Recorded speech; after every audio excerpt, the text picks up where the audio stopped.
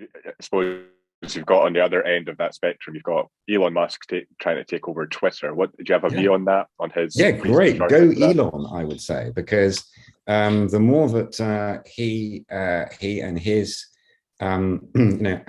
approach goes to Twitter, then there is the free for all environment that certain people that are swathed of people like. Look, I think it's a little bit like this.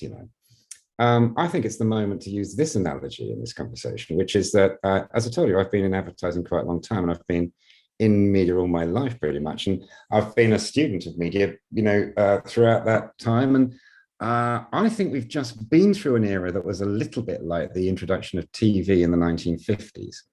And it took about 30 years for any new channels to arrive, because for the first 30 years, people would say, what, another channel? What do you want another channel for? We've got one.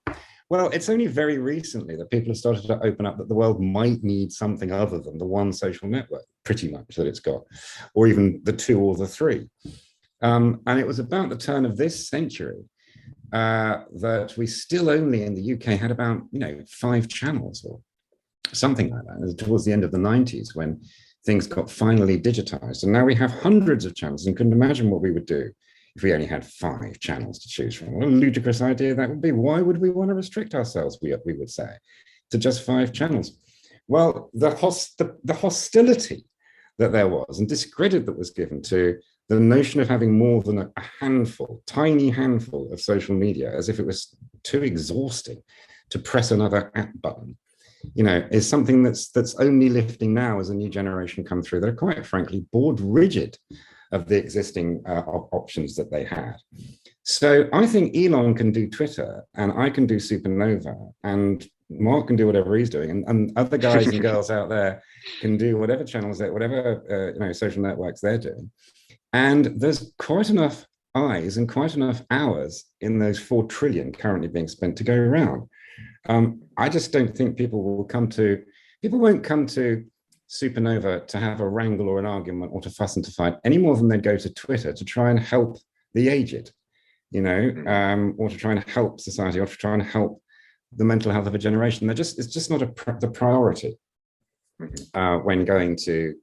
It's a question of the priority that you'll have for a particular choice of a particular network, just as you would for a particular TV channel. I think the two things are quite comparable, and I suspect that the way that the market will evolve,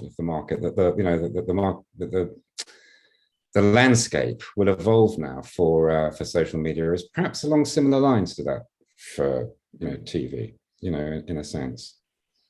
TV, I think, so yeah. So there we are.